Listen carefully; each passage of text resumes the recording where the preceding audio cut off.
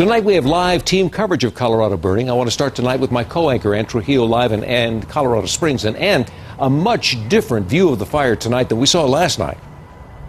Oh, it's incredibly different, Mike. In fact, if you take a look behind me, last night, we could see hot spots all over this area. There's one hot spot we've been watching in the Peregrine neighborhood, and right now you can't even make out that hot spot. So huge improvement. The weather has cooled, just great improvement tonight.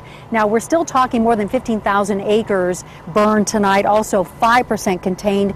Those numbers haven't changed much today, and there are evacuations still in place. As you said, a closer look at the Waldo Canyon evacuation map, if we can, showing the area on the north edge of the fire. It even includes some of the Air Force Academy. On the south, the Garden of the Gods is in the middle of the evacuation area. So, as you said, a much improved scene tonight, Mike. Really more smoke than flames that we are seeing tonight, but there are still a lot of families out here who are wondering what the status is of their homes. In fact, we have some new video to show you. This was from the Inferno last night, and you can see homes engulfed in flames. This was shot by Ryan Lancaster. He shot his home on fire. He managed to get out safely moments after shooting this video. And then from Air Tracker 7 this morning, you can see the number of burned homes, block after block destroyed. The foundation's the only thing still standing, and we still do not have a count of the number of homes destroyed. That number is expected tomorrow morning. We are hearing from the Colorado Springs Gazette that there's somewhere in the range of 200 to 300 homes that were destroyed or damaged in some way from this fire. But again, we're waiting until tomorrow morning. But back to those evacuees, again, we know that there are more than 32,000 people evacuated here in the Colorado Springs area, many of them filling up hotels as well as evacuation centers. And in fact, there are still 4 evacuation centers that are open tonight.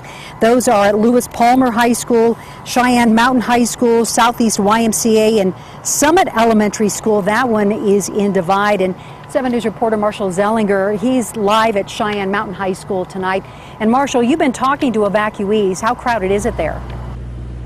And it's not very, as you mentioned, some are finding hotel rooms, others with family. Just a handful here, specifically at Cheyenne Mountain High School, where you can see behind me the Salvation Army helping the Red Cross with plenty of supplies, all of the water being stacked here, the vehicle preparing hot foods, and under the tents are where the evacuees who are here are getting hot meals. Specifically at this location, about 140.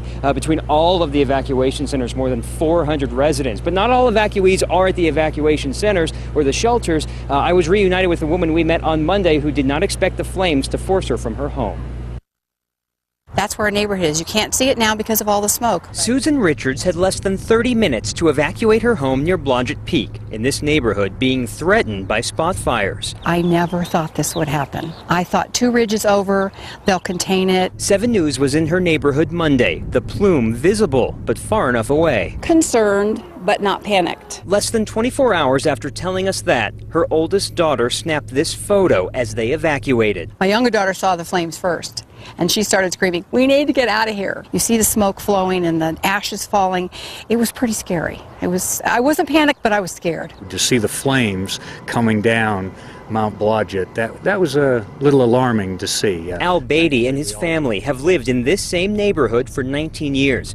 They couldn't see their home with their binoculars, so we let them look through our camera. It looks like all of our neighborhood is intact right now. That's nothing short of amazing when you realize their homes are inside this massive smoke cloud, which grew in front of our eyes on Tuesday.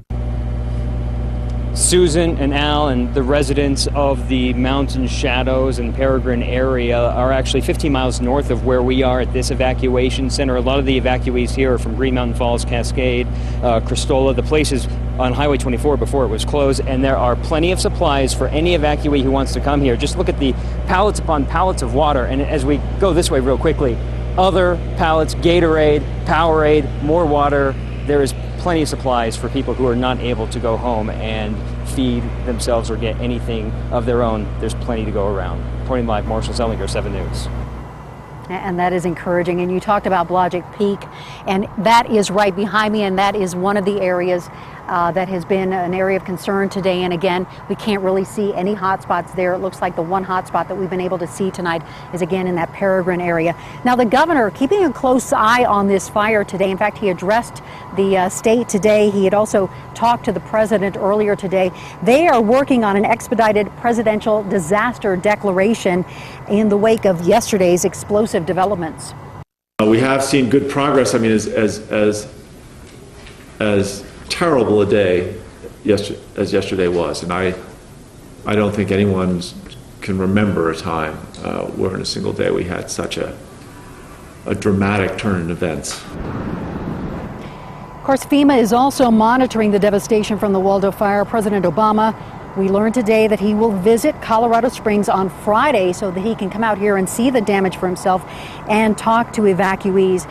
7 News reporter Mark Stewart is also here in Colorado Springs tonight, and he's been asking questions that I think a lot of us have been asking. Mark, you wanted to find out why this has been such a tough firefight. And the simple answer is the weather. Beyond this barricade, firefighters are really dealing with a triple threat: heat, wind, and very dry earth.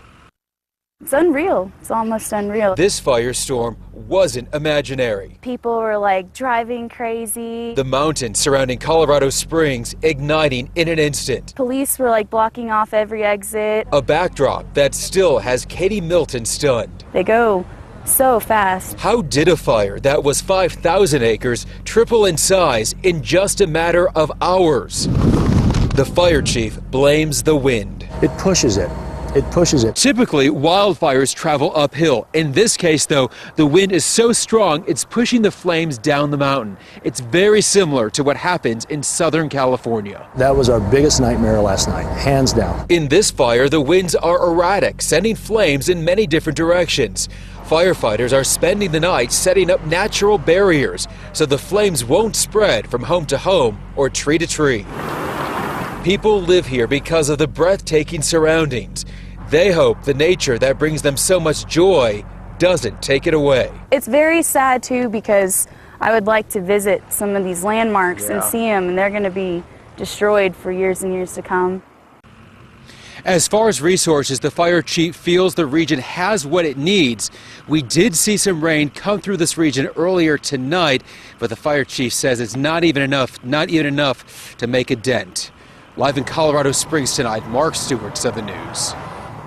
Yes, Mark, as you said, the real challenge today for firefighters on the ground and in the air was the wind. At times today it was gusting up to about 60 miles an hour. The wind so strong that it pushed the smoke out of the foothills and just totally engulfed the city. It was even hard to make out the mountains. The good news is that the winds did not entirely ground the aerial attack. And Mike, as we've been talking about this weather tonight, as soon as I got up here into Colorado Springs, it actually did rain maybe for about 5 minutes, but it was a decent rainfall, and I think everyone was really pleased to see that happen.